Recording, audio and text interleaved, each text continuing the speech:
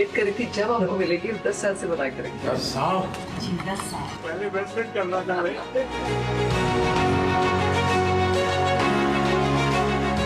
राज कपूर साहब ने दुनिया में भारत के सॉफ्ट पावर की ताकत को एस्टैब्लिश कर दिया।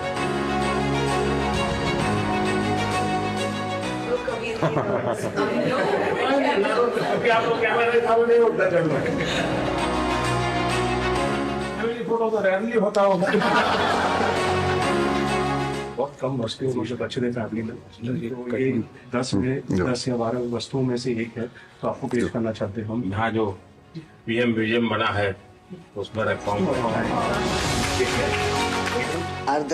आदरणीय प्रधानमंत्री श्री नरेंद्र मोदी जी। कट।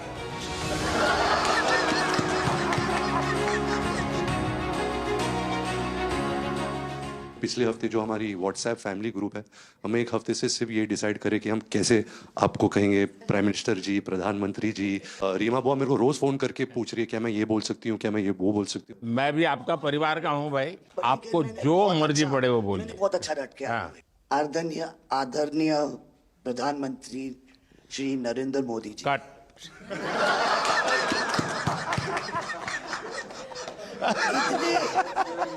इतने कीमती वक्त में आपने सबको आज यहाँ निमंत्रित किया राज कपूर के बर्थडे 100वीं बर्थडे पे अवसर पे। हम आपका शुक्रिया अदा करते हैं। और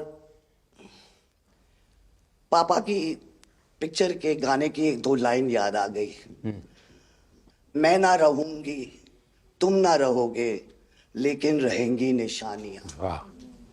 आपने इतना सम्मान प्यार दिया है, आज के दिन को सारी इंडिया देखेगी कि नरेंद्र मोदी जी प्राइम मिनिस्टर हमारे ने कितना सम्मान कपूर परिवार को दिया है।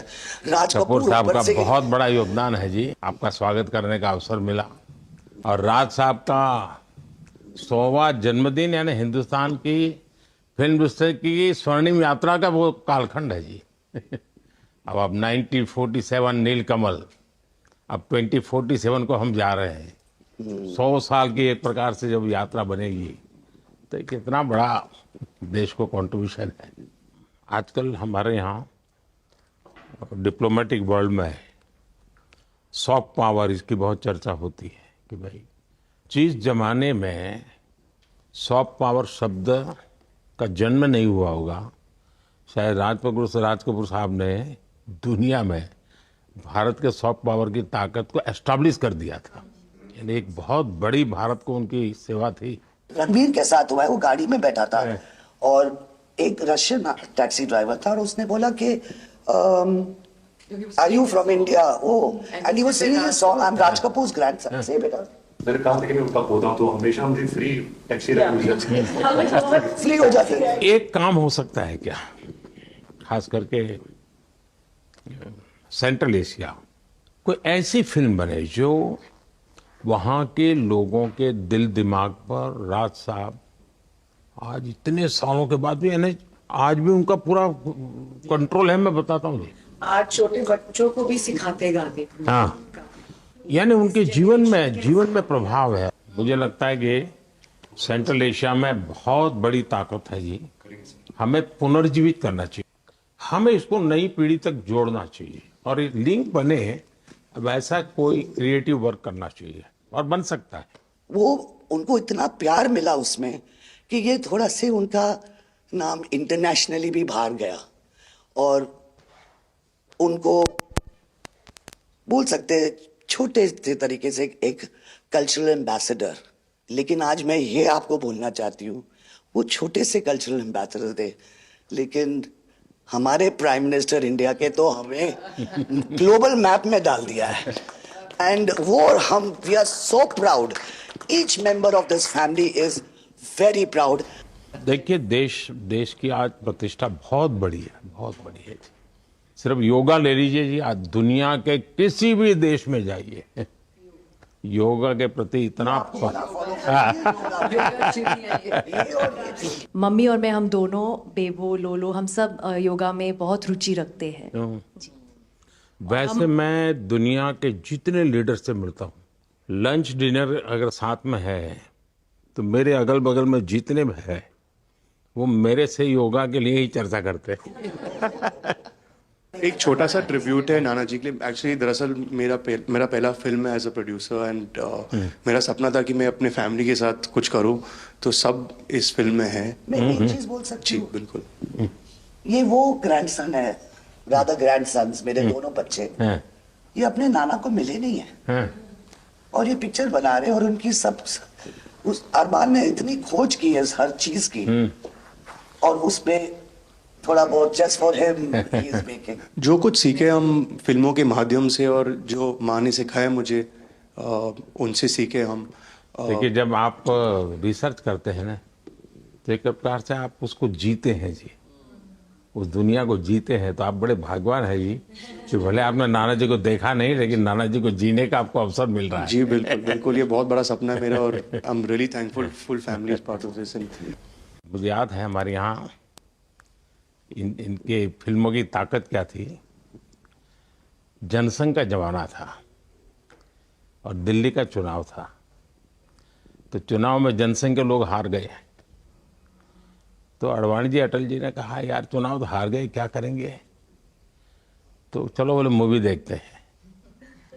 तो वो मूवी देखने गए, राज कपूर साहब की मूवी फिर सुबह होगी। जनसंघ के दो नेता पराजय के बाद जाते हैं और मूवी देखते हैं फिर सुबह होगी, और आज फिर सुबह हुई। मैं चाइना में था, आपके पिताजी का एक गाना था, उसको वो प्ले कर रहे थे। तो मैंने मेरे साथियों को कहा, मैंने कहा इसका मोबाइल फोन पर रिकॉर्डिंग करो। मैंने ऋषि साहब को भेजा था। अच्छा। और वो इतने प्रसन्न हो गए। इनफैक्ट अभी हाल ही में आप आई थिंक अफ्रीका गए थे, और वहाँ भी मैंने एक क्लिप देखा था, आप एक जवान के साथ खड़े थे और वो उस टाइम मेरा गाना गा रहे थे। समझा, बट मैंने वो क्लिप देखा था और काफ़ी लोगों ने मुझे भेजा था और सब लोग बहुत खुश हो गए। बट एक चीज़ मैं कहना चाहूँगी, गाना जो है, जो दुनिया को यूनाइट करता है, स्पेशली जो हिंदी गाने होते हैं, मतलब लोग गाते ही रहते हैं, शायद शब्द उनको समझ में ना आए। और ये मैंने काफ़ी देखा जब हम ट्रैवल करते हैं, खास करके of course with Raj Kapoor songs, but even now I think एक जो एक स्पेशल फीलिंग और एक सेंटिमेंट होता है हमारे गानों में, सब लोग बहुत इंस्टेंटली कनेक्ट करते हैं। और उसी के साथ एक क्वेश्चन था आपके लिए, क्या आप गाने सुन पाते हैं? मैं सुन पाता हूँ, क्योंकि मुझे अच्छा लगता है। कभी मौका मिल जाए तो मैं जरूर सुन लेता हूँ।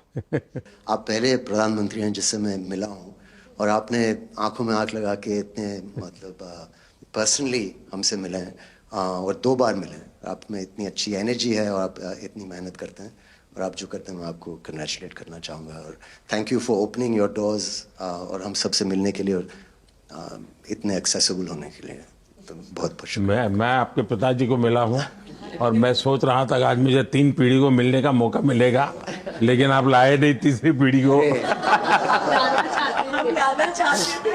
They're all big actors. We are not in the creative field. My children are trying level best. That we would be invited by the Prime Minister. मतलब पापा थैंक यू। 13, 14 और 15 दिसंबर को हम राज कपूर का एक रेट्रोस्पेक्टिव कर रहे हैं। गवर्नमेंट ऑफ इंडिया, NFDC और NFAI ने हमारी बहुत मदद की। हमने उनकी 10 फिल्म लेके उनको रिस्टोर किया है, ऑडियो और विजुअल। तो हम पूरे हिंदुस्तान में कुछ 160 थिएटर्स में 40 सिटीज़, अराउंड 40 सिटीज़ उनकी फिल्में दिखा रहे हैं। तो 13 तारीख को हमारा प्रीमियर है, जो हम मुंबई में करें। पूरी फिल्म इंडस्ट्री को हमने बुलाया। Thank you. जय जय।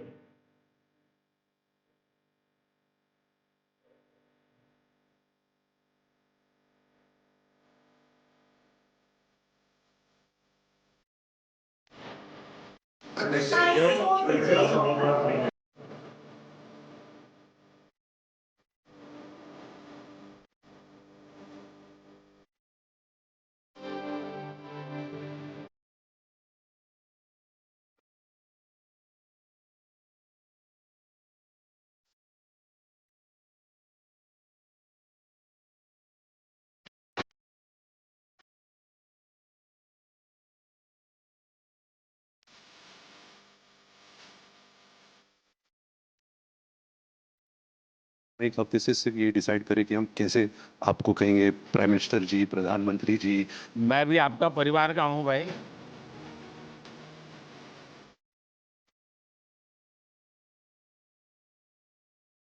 वेट कर रही थी जब हमको मिलेगी 10 साल से बताया करेंगे। 10 साल। पहले ब्रेसलेट करना था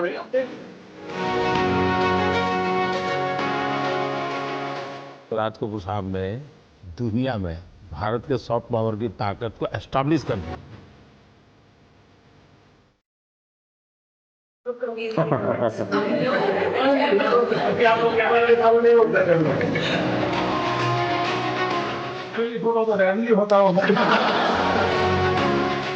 बहुत कम वस्तुओं को जो बचने फैमिली में तो ये 10 में 10 या 12 वस्तुओं में से एक है तो आपको पेश करना चाहते हैं हम। यहाँ जो पीएम म्यूजियम बना है उसमें रखा हूँ। आदरणीय आदरणीय प्रधानमंत्री श्री नरेंद्र मोदी जी, कट।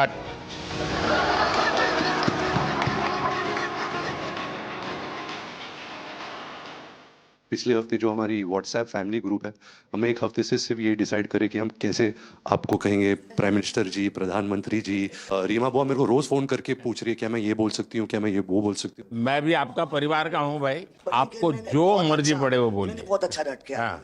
आदरणीय आदरणीय प्रधानमंत्री श्री नरेंद्र मोदी जी, कट।